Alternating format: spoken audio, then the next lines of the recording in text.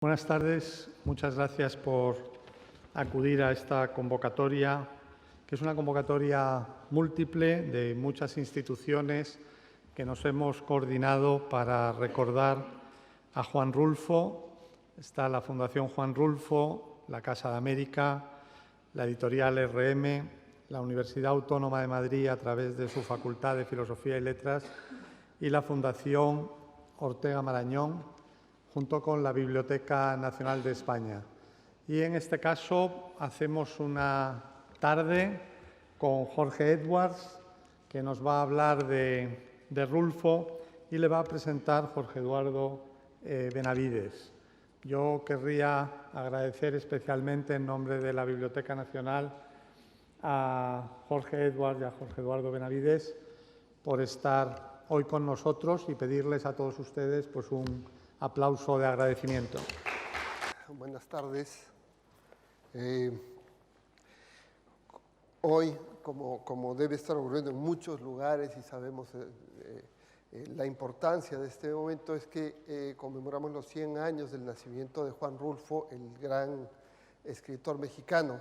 Y para eso, Jorge Edwards nos va a hablar acerca de su figura, de su trabajo, de la proyección de su obra, pero indudablemente a mí me toca el placer de presentarlo, de presentar a un escritor de la talla de Jorge Edwards.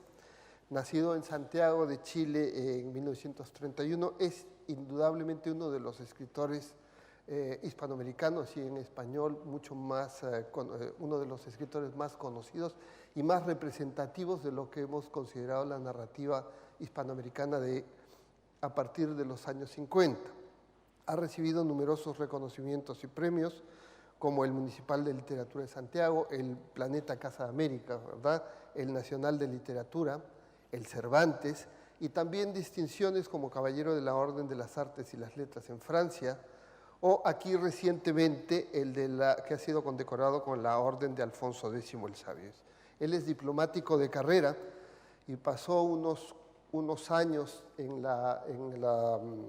como embajador en Francia, hace no mucho, y creo que fuiste secretario a principios de los años 60 también en París, ¿verdad? Pero el hecho de que sea diplomático de carrera nunca ha sido óbice para que Jorge Edwards haya mantenido desde el principio, desde que sacó su primera colección de cuentos, El Patio, un trabajo literario riquísimo de exploraciones en las que siempre cabe un cuestionamiento político, un cuestionamiento social, como también se ve reflejado en sus numerosos artículos recopilados a lo largo de los años también en distintos volúmenes, artículos que ha escrito para periódicos como El País, La Segunda de Chile, La Nación o Le Monde en Francia. Su literatura, como decía hace un momento y como yo creo que a nadie de los presentes se les oculta, es una literatura novedosa, es una literatura audaz, es una literatura compleja que ha dado obras, a mi juicio y al de muchos que han estudiado su trabajo, fantásticas, como El Anfitrión, como El Origen del Mundo, o más recientemente La Última Hermana. Pero quizá el libro más conocido de él es Persona non grata, que no solo es su testimonio de lo que ocurrió en la Cuba castrista de esos álgidos primeros años de la Revolución a principios de los años 70, sino también creo que es importante porque inaugura de manera muy nítida en lo que va a ser el estilo de Jorge Edwards, que es un estilo y una narrativa que se adentra en un territorio casi de penumbra que hay entre lo que es la ficción y la no ficción, entre lo que es el ensayo y la reflexión y la especulación literaria. Eso que ha hecho que algunos críticos hablen de él como un escritor de ensayos novelados o de novelas ensayísticas.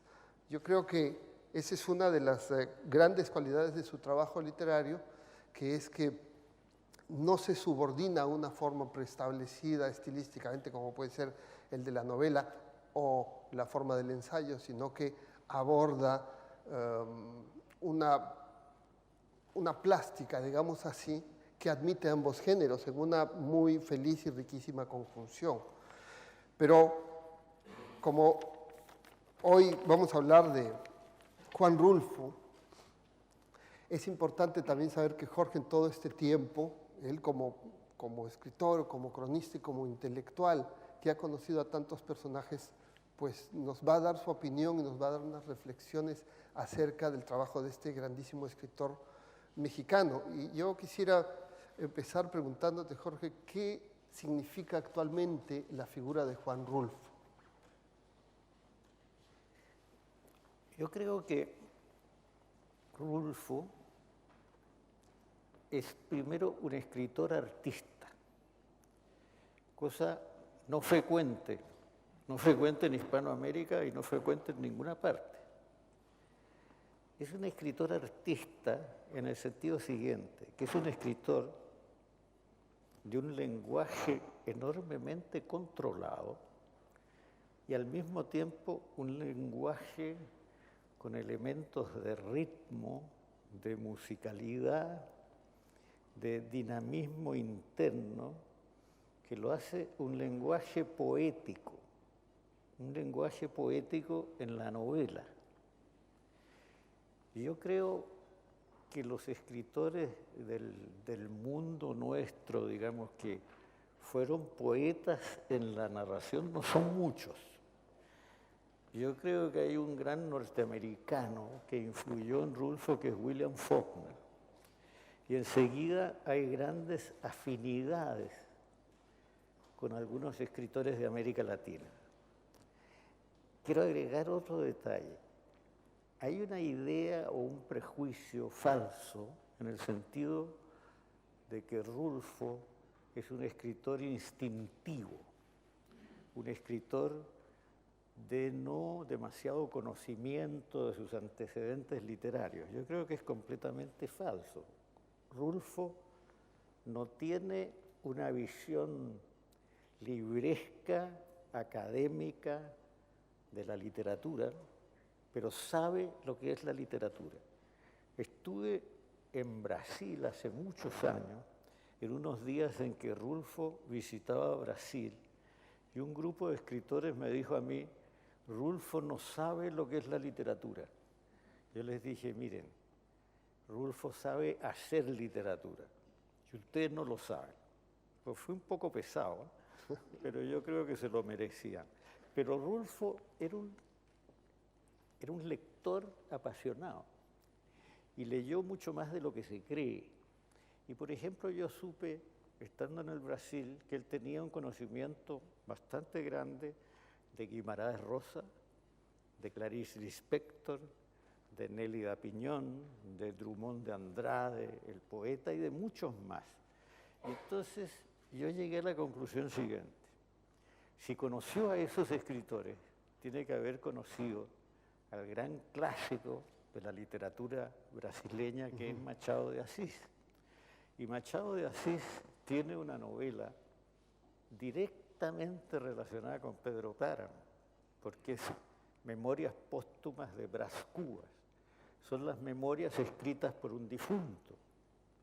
Y entonces es un libro en que el mundo de los muertos tiene una presencia fuerte y que la noción del descenso al Hades, que es una noción clásica de la literatura, está desarrollada por un hispanoamericano de fines iberoamericano, de fines del siglo XIX, sí, que no llegó al XX, me parece. Así que hay una relación incluso temática de un gran clásico brasileño con la obra de Rulfo. De manera que pienso que hubo un conocimiento y que hubo una lectura bien hecha de las memorias póstumas. Así que, insisto, Rulfo es un hombre que no tiene una visión académica de lo literario, pero que tiene un conocimiento muy profundo de lo literario. Y es un escritor que en su escritura demuestra una gran sabiduría, y basta ver los originales de Rulfo. Rulfo corrige con gran astucia y con gran exactitud sus textos. Rulfo no es un instintivo en estado puro. También se decía lo mismo, me acuerdo yo, de Pablo Neruda. Aquí se decía que era un escritor vegetal, o un gran mal poeta, como dijo Juan Ramón Jiménez, pero también era un hombre con sabiduría poética. Rulfo tiene una sabiduría narrativa de gran clase y es de gran exactitud en su acomodo y en su organización de un texto. Ahora, yo tuve un testimonio muy interesante de un escritor argentino que era un viejo amigo mío, que era más viejo que yo, lo cual es bastante decir, que era un viejo amigo, que era José Bianco, Pepe Bianco, que era el secretario de redacción de la revista Sur.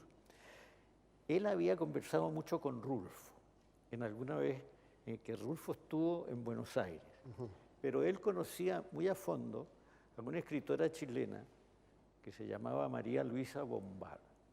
Y María Luisa Bombal tiene una novela en que el narrador de la novela, la narradora de la novela, está muerta.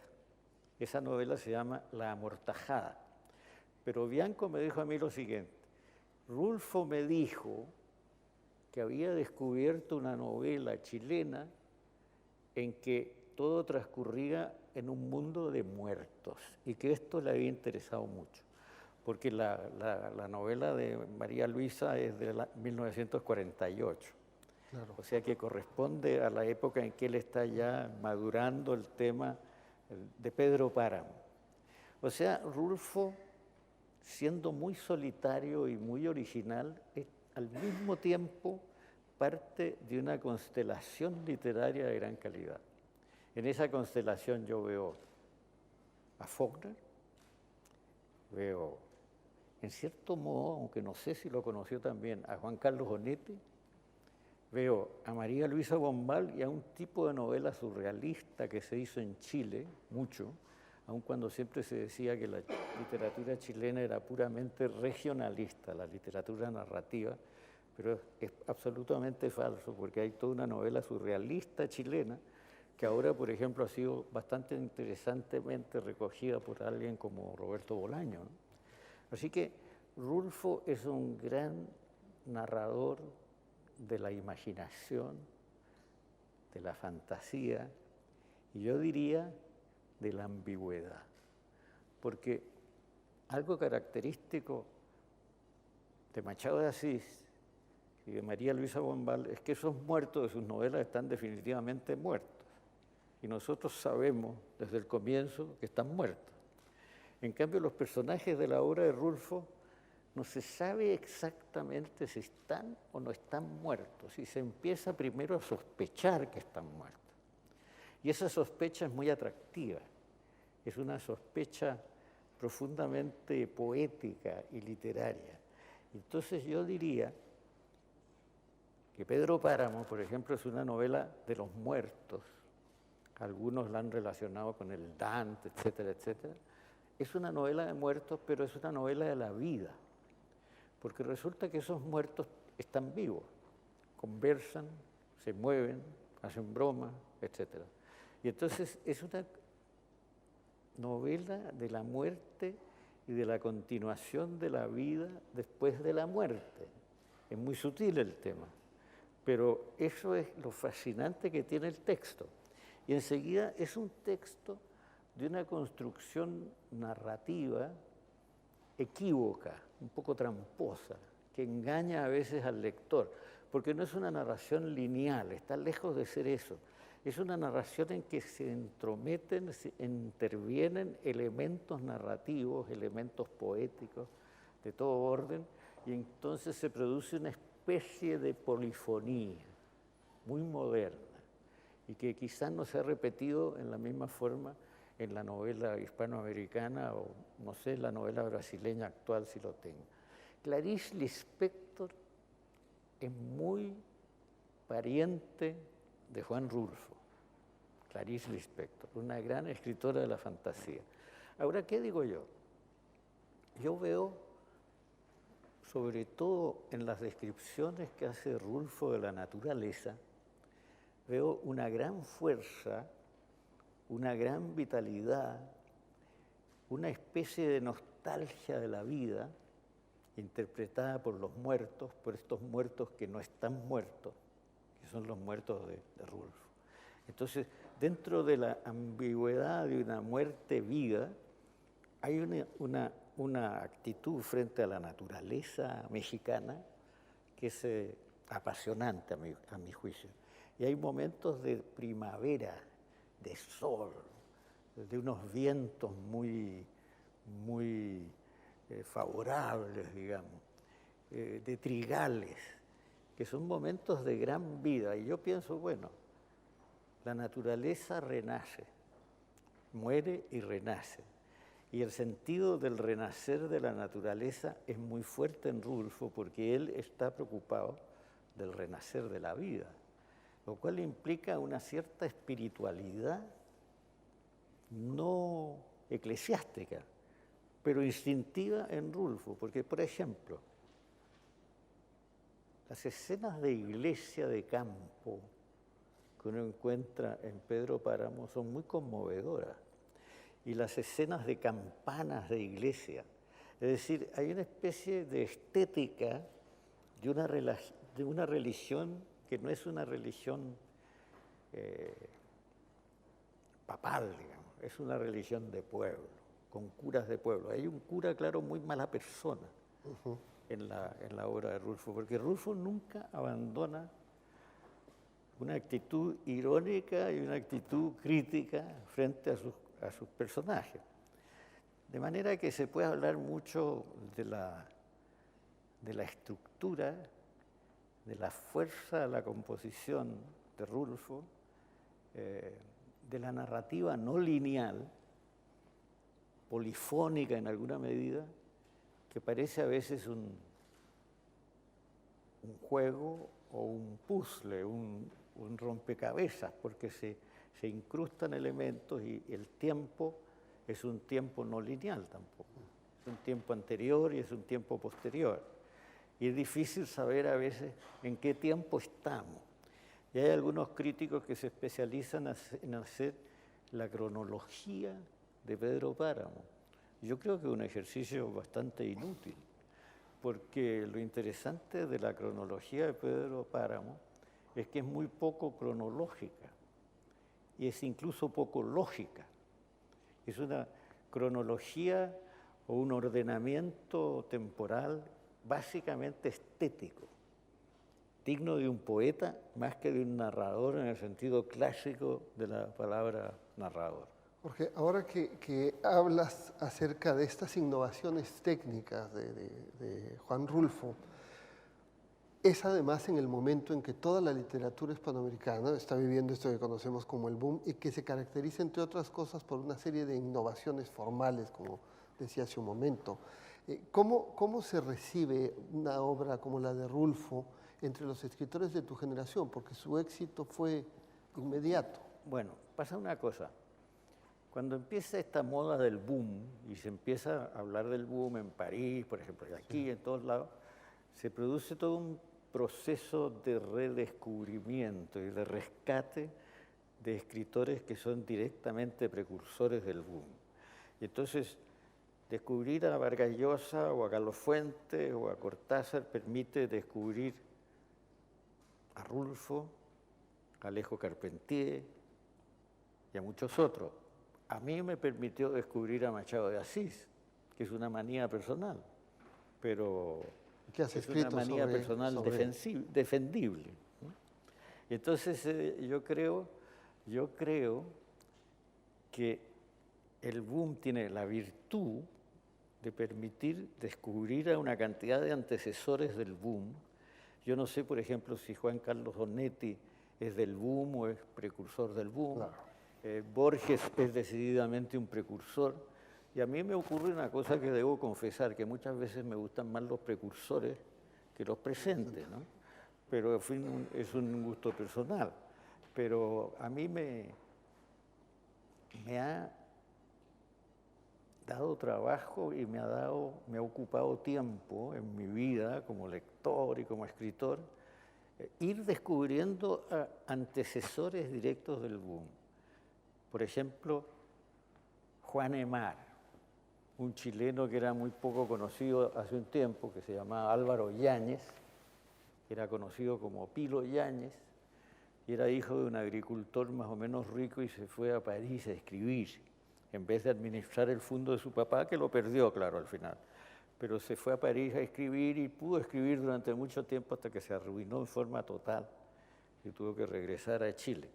Pero Juan Aymar adquiere su nombre de una expresión francesa, J'en ai marre, que significa tengo fastidio, tengo lata. Entonces el J'en ai marre francés él lo transforma en Juan Aymar, un fastidiado, un resentido, un disconforme, qué sé yo, pero que finalmente es un muy notable precursor de la novela de fantasía, de imaginación de nuestro mundo hispanoamericano. Neruda dijo que era el Kafka de la literatura chilena, pero Neruda no sabía quién era Kafka, así que tengo duda de esa afirmación. Pero, en fin, tenía la imaginación suficiente como para decir, este es el Kafka chileno. El Kafka porque no se entendía, pero en realidad se entendía muy bien, se entendía muy bien. Así que hay toda una cantidad de fenómenos estéticos, literarios que rodean al personaje de Juan Rulfo. Yo creo que Rulfo hay que estudiarlo en sus cuentos, hay que estudiarlo en ese texto del Gallo de Oro, que es muy bonito, muy interesante, pero que yo creo que está escrito con vistas al cine, a pesar de que se ha discutido mucho este tema, que sea una novela cinematográfica. Yo creo por su extensión e incluso por la calidad de las imágenes, que es una novela muy marcada por el cine, y hay algo que se podría desarrollar, que es el sentido de la imagen de Juan Rulfo, que fue un gran fotógrafo, un notable fotógrafo, y en quien en muchas páginas uno ve imágenes de una iglesia de pueblo, de unos tipos caminando por un camino viejo, de personas en un cerro, etc. Es un mundo complejo, el de Rulfo. Yo estuve con él algunas veces, era muy silencioso, no era muy fácil conversar con él, ¿eh? Era un hombre silencioso. Yo no puedo decir aquí que me dijo cosas extraordinarias porque no me dijo casi nada, y yo no le dije nada a él tampoco, no nos dijimos mucho, pero creo que tuvimos una relación humana simpática, e incluso me dedicó un libro en forma muy cariñosa, pero hay unas fotos de Rulfo en la casa de Neruda, el año 1969, en la casa de Isla Negra, y ahí está Vargas Llosa, ahí está Gonzalo Rojas, hay una cantidad de gente, y Rulfo siempre aparece en esas fotos caminando separado del grupo. Y por ejemplo, el grupo está conversando y Rulfo está más allá mirando el mar, o sea, dándole la espalda a los que conversan. Es muy interesante ese Rulfo silencioso, un poco bromista, con un sentido irónico de unas cosas y con un sentido de humor particular. Yo creo que el humor de Rulfo existe, pero es un humor que no es propio de la risa, sino que de la sonrisa. Digamos, uno puede sonreír con momentos de la narrativa de Rulfo, pero es difícil reírse a carcajadas. Uno se puede reír a carcajadas con Cervantes, por ejemplo, y con Rabelais, y a veces con Marcel Proust. Con Rulfo se puede sonreír casi todo el tiempo, que quizás es mejor, es más humano, es más literario, es muy estético. Después estuvimos en un encuentro en Puerto Rico, un encuentro muy extravagante, porque me invitaron a mí, invitaron a Rulfo, invitaron a un crítico peruano que se llamaba Julio Ortega, podría llamarse. Julio Ortega podría llamarse. Julio Ortega era. Y después invitaron a 3 o 4 críticos, a poetas muy extravagantes, y a Rulfo y a mí, que éramos personas más o menos tranquilas. Pero ahí a Rulfo le preguntaron con agresividad, en la asamblea, había mucho público, pero centenares de personas, y una persona le preguntó a Rulfo que por qué había escrito tan poco. Y Rulfo todavía lo recuerdo porque dijo en un tono muy mexicano, típicamente mexicano, dijo, porque el escritor no es una fábrica, Así que bueno, yo estuve de acuerdo con él. Y yo consideré lo siguiente: si un escritor quiere escribir poco y después quiere dedicarse a la fotografía o a la antropología o lo que quiera, tiene absolutamente el derecho a hacerlo. Y hay escritores que han sido célebres por un soneto, hay muchos casos. Y está Salinger, que escribió sus 9 cuentos y no sé qué más, Catcher in the Rye, creo. Pero es válido eso. Entonces Rulfo es un gran clásico nuestro. Y yo creo insistir en eso. Y es un clásico complejo, no es un escritor vegetal ni instintivo, es un escritor que conoce muy bien su oficio, que cultiva su oficio con mucho sentido profesional y con mucho rigor estético. El rigor del lenguaje de Rulfo es extraordinario. Y hay que agregar una cosa, que Rulfo es un gran señor del mexicanismo y del neologismo. Y los mexicanismos de Rulfo hay que estudiarlos porque son muy interesantes, están llenos de referencias, de raíces lingüísticas, digamos. Así que bueno. Jorge, has mencionado, digamos, lo que tú has pensado, lo que crees que puede ser, y con mucho tino por las referencias que das de quienes podrían estar en ese embrión de la obra de Rulfo, ¿no? Ese mundo de los muertos, y que la novedad y la sutileza suya está en que sus muertos no aparecen de inmediato como tales, sino que es algo que uno descubre. Rulfo se convierte en un escritor de una proyección inmediata, ¿verdad? Y acabas de decir que es un clásico nuestro, es un clásico. Sí. ¿De qué manera crees que podemos encontrar, o en quiénes podemos rastrear la sombra de Rulfo en la obra? ¿Quiénes han seguido trabajando un tema o una forma de contar como la de Rulfo? Porque es un escritor leído y transitado infinitamente. No sé yo quién ha seguido realmente a veces algunos textos que limitan muy cerca con el género fantástico de José Donoso me hacen pensar en la forma, en la fantasía y en la estética de Rulfo. Pero no veo que eso se haya continuado. Pese a ser un clásico y pese a ser un escritor tan leído, sí, ¿verdad? Claro. Ese universo tan suyo, mexicano, profundo. Pero es que Juan Carlos Bonetti es rulfiano, pero no sé quién es anterior a quién ahí. Yo creo que son coincidentes, me parece. Eso es lo que quería preguntarte también, porque ellos son coincidentes, son un poco, vamos a decirlo así, pre-boom, ¿verdad? Pero son conocidos gracias a este fenómeno literario. En los demás, en los otros escritores, por ejemplo, en García Márquez, ¿crees que hay alguna influencia rastreable? Sí, en García Márquez hay un tono rulfiano en el uso del tiempo. Hay escenas que se cuentan por un narrador que las recuerda después de muchos años. Y esa forma de enfocar el tiempo que tiene García Márquez, yo creo que la tiene directamente de Rulfo, porque García Márquez respetaba mucho a Rulfo y además participó en los proyectos de cine de Rulfo y todo eso. Así que en el uso del tiempo García Márquez de repente es rulfiano. Pero hay una cosa que tiene Rulfo que no tiene García Márquez, y es el absoluto control y ahorro narrativo, una especie de ahorro casi extremo en lo narrativo. O sea, Rulfo elimina todo lo que puede ser accesorio, todo lo que pueda ser innecesario, y García Márquez más bien es abundante. Es la abundancia de la fantasía. Si llueve, llueve durante 100 años, digamos. Y si alguien duerme 50 años, y si alguien levita, también levita durante 50 horas.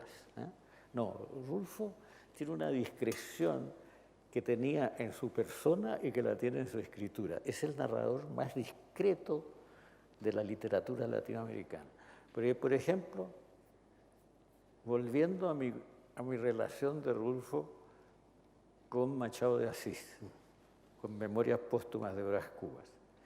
Machado de Asís para mí es uno de los grandes escritores latinoamericanos, y Memorias Póstumas es un clásico. Pero en Memorias Póstumas hay un humor machadiano muy típico. Por ejemplo, él comienza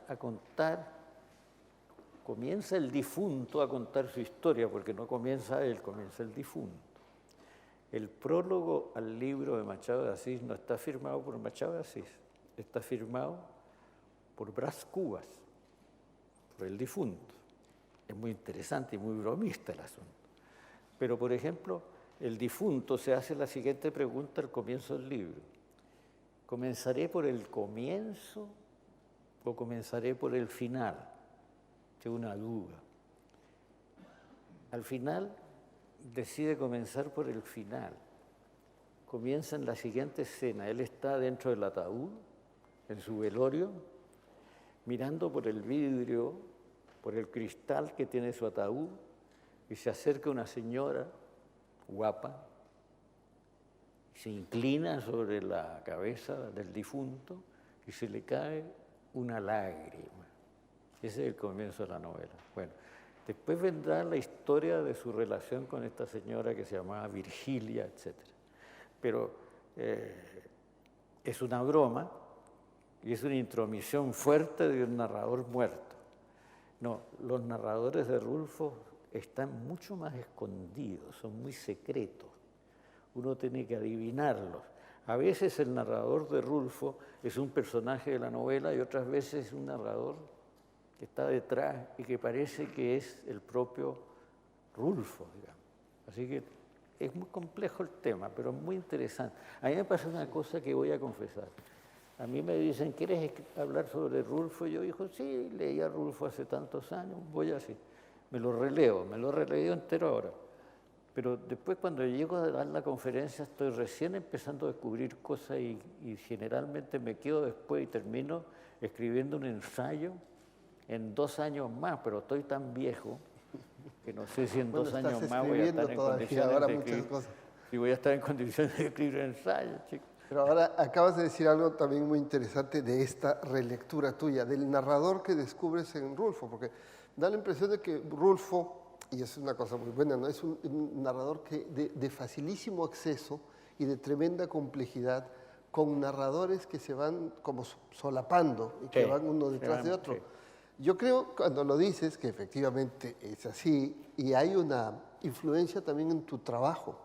Tú también tienes unos narradores, por ejemplo, en El Anfitrión o en La Mujer Imaginaria, que se van un poco hacia atrás y que de pronto saltan y se convierten en el narrador, es decir, se presentan como narradores. Hay algo de la lectura de Rulfo. Yo soy un escritor lectora también, por lo menos que se sepa eso. ¿Cómo fue tu primera lectura de Rulfo? ¿Qué sensación dio en ese Mira, yo te voy a decir, yo leí a Rulfo mucho antes de conocerlo a él. Me hablaron de Rulfo y tomé a Rulfo, leí todo lo que pude de él, me gustó mucho como narrador, como escritor, y lo dejé. Después lo conocí a él, y yo creo que al conocerlo a él lo volví a leer un poco.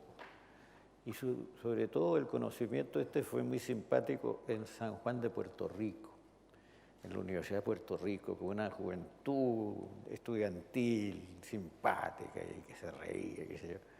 Así fue, pero no te puedo dar muchos más datos, ¿no? Que haya influido en mí. Bueno, lo que pasa es que todo lo que tú lees influye. Él lo decía por esa forma de narrar, ¿no? Es imposible que la lectura no influya en una persona que escribe, que lee y escribe, claro. Y yo he pasado de leer a escribir. Ha sido mi desgracia. Claro. ¿Qué nos puedes contar? Hemos hablado casi de Rulfo, de la mitad de su obra. Es decir, hemos hablado de Pedro Páramo. Hemos hablado de ese mundo de muertos, básicamente, ¿no? Y de todo ese universo y de cómo has rastreado sus eventuales influencias. ¿Qué hay de los cuentos de Rulfo? Bueno, los cuentos los he leído de nuevo, son muy impresionantes algunos de los cuentos. Algunos son francamente fantásticos. Hay ese cuento de una montaña que es como la montaña de los muertos, creo que se llama Lavinia, ¿no? Lavinia. Que se me olvida, no los recuerdo con exactitud, pero los cuentos son muy atractivos, son muy fuertes, son muy interesantes, pero prefiero la novela. Eso para mí está claro. Pero los cuentos son muy atractivos. El Gallo de Oro es una historia fantástica. Ese hombre con unos gallos y con esa cantante, con todo ese asunto, ¿no? Pero me quedo con Pedro Páramo. Y lo que sí me gustaría conocer es la correspondencia de Rulfo. Porque hay mucha carta por ahí, no sé si todo está publicado. Pero voy a decir una cosa que no es por molestar a los españoles, porque yo paso molestando a los chilenos, ¿no? Pero yo digo, los franceses tienen una cultura literaria superior. Porque, por ejemplo, he leído ahora a propósito de una anécdota en que aparecía Proust, que es una anécdota que le conté yo a una señora francesa, ¿no? He leído la última biografía de Proust, que está hecha por un señor que se llama Tardieu, Jean-Yves Tardieu. Bueno, y entonces resulta que la bibliografía de esa biografía es de una riqueza maravillosa, porque todas las cartas de Proust forman como 21 tomos gruesos, y están todas ordenadas y qué sé yo. Y después lo que escribieron los amigos de Proust como libros, están todos citados y qué sé yo, pero incluso lo que escribieron en artículos de prensa los amigos de Proust, después de visitar con Proust una exposición de tal cosa, de tal otra, de hablar de los Carpaccio de Venecia, está todo, se sabe todo. Y yo creo que de Juan Rulfo terminaremos por saber muchas cosas, pero es evidente que no se sabe todo, que falta mucho. Yo, por ejemplo, conocí a un escritor, algo, no demasiado, pero lo conocí algo, que es Octavio Paz. Yo sentí que Octavio Paz y Rulfo no tenían mucho en común. No había mucho. No había una afinidad muy rápida y muy fácil ahí. Pero Octavio Paz era un hombre muy justo y respetaba a Rulfo. Yo creo que Rulfo lo respetaba menos a Octavio Paz, quizá, pero no estoy seguro, ¿eh? No estoy seguro. Y la otra cosa que veo yo es que Rulfo tiene que haber sido un gran lector de poesía. Y pienso una cosa curiosa. La chilena, la Bombal, vivía en Buenos Aires. Por eso era muy amiga del grupo de la revista Sur y de Pepe Bianco, que contó después esa anécdota que me la contó a mí. Pero María Luisa se juntaba a escribir con Pablo Neruda en una cocina muy grande que tenía Pablo Neruda. Pablo tenía en Buenos Aires un departamento no muy grande, pero tenía una cocina muy grande con una mesa de cocina enorme. Y a un lado escribía Neruda y al otro lado escribía María Luisa. Y María Luisa en esa mesa de cocina escribió La Mortajada, este libro de los muertos. Pero resulta que Neruda, en Residencia en la Tierra, habla del río de los muertos, habla de un almirante vestido, de la muerte vestida de almirante, que el almirante en vez de tener botones dorados en su casaca tiene botones plateados, que sé yo, una cantidad de detalles fantásticos. Entonces pienso que ahí hay una relación indudable con el tipo de sensibilidad que se estaba desarrollando en el mundo latinoamericano y que es la que tiene y la que representa eminentemente Juan Rulfo. Que pertenece a un tipo de sensibilidad. Onetti está acerca de eso. Fíjate, el Neruda de Residencia acerca de eso. María Luisa Bombal, que era loquísima, pero buena escritora, borrachísima. Lo puedo decir porque sale en las biografías, ¿no? Si no, no lo diría. Pero sale en todas las biografías. Con el mundo, y con el mundo de Brasil, como has mencionado. ¿Con quién? Con el mundo brasileño, con Machado y una relación, al parecer, que estimaba también a Clarice Lispector. Es que mira, Guimarães Rosa Sí. es un maravilloso novelista. Es un hombre del mundo rural, que ama el mundo rural. Y se parece mucho a Rulfo, porque Rulfo llega en un momento en que hay una literatura rural, regional en toda América Latina. Y él, a partir de lo rural, hace una literatura de imaginación, a diferencia de sus antepasados directos regionalistas, criollistas. Y Guimarães Rosa lo mismo. Guimarães Rosa, en vez de escribir como Graciliano Ramos, escribe una literatura de imaginación, pero a partir del mundo rural y del mundo selvático, y con un añadido muy interesante, un añadido fáustico, es decir, Fausto, el demonio, el más allá, que son temas de Rulfo que Rulfo no desarrolla en esa forma, pero Rulfo lleva un mundo rural que él conoce a fondo, en Jalisco, en San Gabriel, en esos lugares, lleva ese mundo rural a una fantasía completa, un mundo poético. Ese mundo rural de Rulfo se convierte, como en la buena literatura, en algo absolutamente universal. Es decir, en ese mismo momento o pocos años después, los escritores hispanoamericanos están indagando acerca del mundo urbano, de Sí. todas sus miserias y todas sus sombras. Sin embargo, Rulfo prefiere mostrarnos ese, digamos, pequeño universo, si hablamos de un aspecto más o menos físico, pero que es grandísimo, que es muy universal. ¿En qué crees que estriba esa universalidad que hay en Rulfo? Porque ¿Sabes una cosa que yo pienso? Quizás sea arbitraria, pero la voy a decir de todas maneras. Yo pienso que la imaginación de Rulfo y la narrativa de Rulfo está muy cerca de su infancia. Y que los grandes escritores que están cerca de la imaginación y de la memoria infantil llegan a construcciones de tipo fantástico muy fuertes. Yo creo que eso es algo que se produce en Rulfo, porque Rulfo ha vivido en la ciudad, ha vivido en México, ha trabajado en grandes empresas y qué sé yo, pero nunca se olvida de esas ancianas, de esos personajes que juegan con los gallos, digamos, de pelea y con las cartas, y de esos mundos rurales infantiles que lo han marcado profundamente.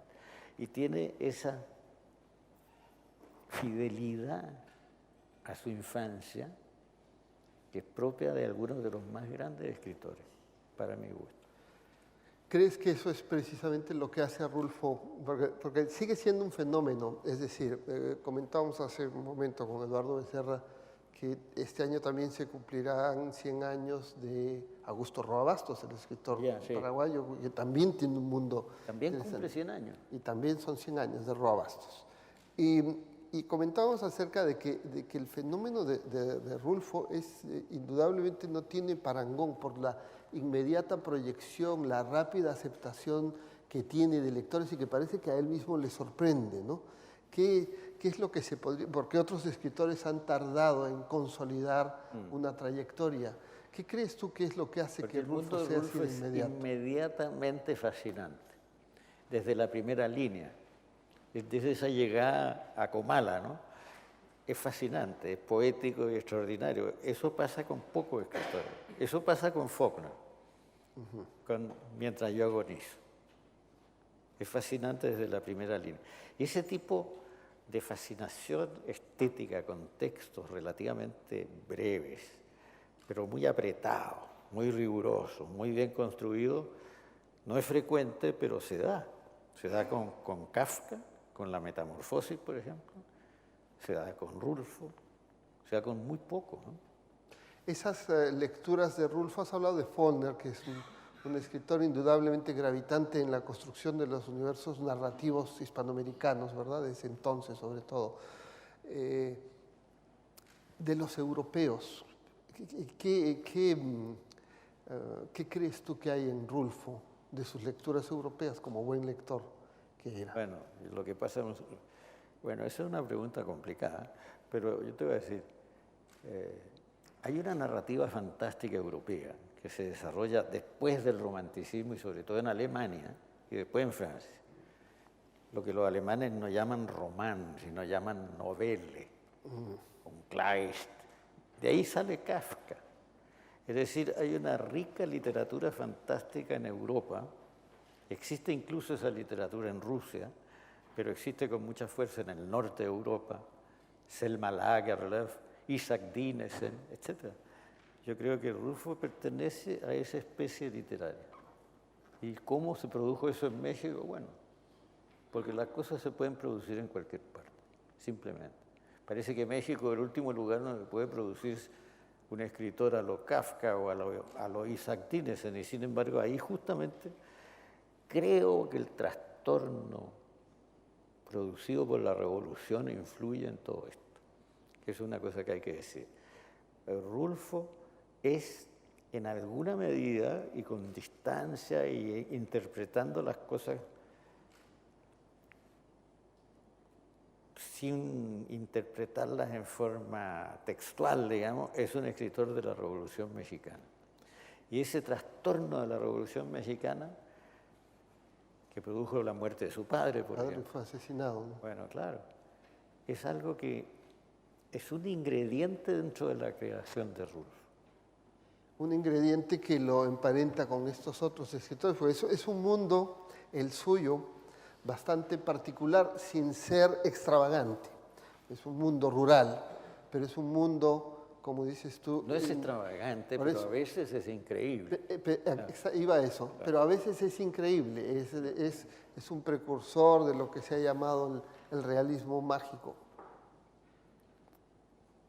Yo creo que el precursor principal del realismo mágico es Miguel de Cervantes, en la segunda parte del Quijote sobre todo, en la cueva de Montesino, eso es realismo mágico.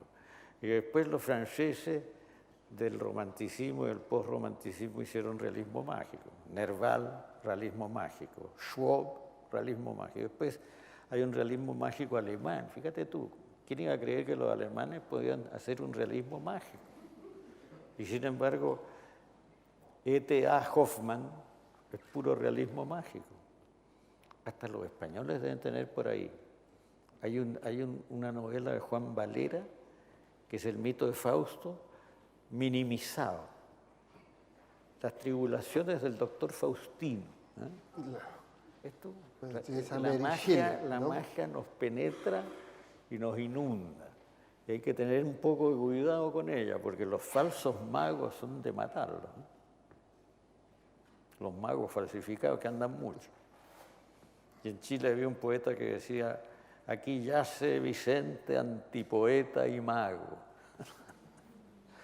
Bueno, Vicente era una especie de mago inventado. ¿Sí? Bueno, pues no sé si alguien quiere hacer algún comentario, alguna pregunta, Jorge, respecto a este centenario de Juan Rulfo, un estupendo escritor mexicano. Preguntas fáciles, ¿eh? Que podamos contestar. Uno de los temas que no habéis mencionado es la orfandad en Rulfo y ese desfondamiento, ¿no?, de la búsqueda de su origen o de la legitimación, ¿no?, de su presencia en el mundo es importante, creo. La soledad es muy fuerte en Rulfo, el sentimiento de la soledad, y enseguida la necesidad de acercarse a un ser que es protector, que puede ser una mujer o que puede ser el padre, qué sé yo. Y enseguida ese autoritarismo y esa fuerza de Pedro Páramo es la fuerza del gran patriarca, ¿no? Ese Dios Padre, en cierto modo. Porque hay elementos bíblicos, creo yo, en Juan Rulfo, que habría que estudiar. Yo no soy un especialista, pero yo sospecho que en la obra de Rulfo hay elementos bíblicos, porque el catolicismo del pueblo es muy fuerte en Rulfo. Y yo dudo que Rulfo, tan lector como era, no haya leído la Biblia en su momento. Así que hay elementos ahí de misterio, de gran distancia, de paisaje muy amplio y enseguida de profunda soledad y necesidad del padre y necesidad de la madre y necesidad de la mujer. Aun cuando uno puede, por la biografía de Rulfo, explicarse muy bien la necesidad del padre. Pero hay más que eso. Creo que Juan Rulfo, el padre de Juan Rulfo, también fue asesinado, ¿no? Claro. Sí. O sea que Juan Rulfo, o sea que Pedro Páramo es Juan Rulfo. Parcialmente, porque siempre esos parecidos son falsos, digamos. Claro. Don Alfonso Reyes. Buenas tardes. Quería, por favor, preguntarle, aunque no tiene relación directa con la literatura, ¿cómo era Juan Rulfo en familia, dado que él era una persona tan solitaria, tan tímida y que amaba... Perdón, no le entendí. ¿Cómo era Juan Rulfo en familia, con su mujer, con sus hijos? ¿Era un hombre familiar? Creo que uno de sus hijos ha hecho un documental sobre su vida. No sé si usted ha tenido la oportunidad de verlo y nos podría decir algo sobre ese documental. Yo no conozco bien la biografía de Juan Rulfo. Lo que sí le puedo decir es que era una persona muy dulce en el trato. Era un trato sencillo, cariñoso. Ahora, ¿cómo sería con su familia? Me lo puedo imaginar. He visto unas fotos de él con un hijo de él, por ejemplo. Entonces se puede imaginar cómo es su relación con la familia y cómo sintió él la muerte de su padre.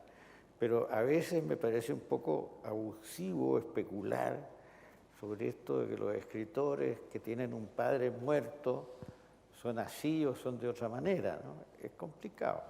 No estoy seguro de que se pueda hacer. Pues yo creo que solo nos queda dar nuestro agradecimiento a la Biblioteca Nacional, a los organizadores y a Jorge Edwards por esta charla sobre Juan Rulfo en el centenario de su nacimiento. Muchas gracias.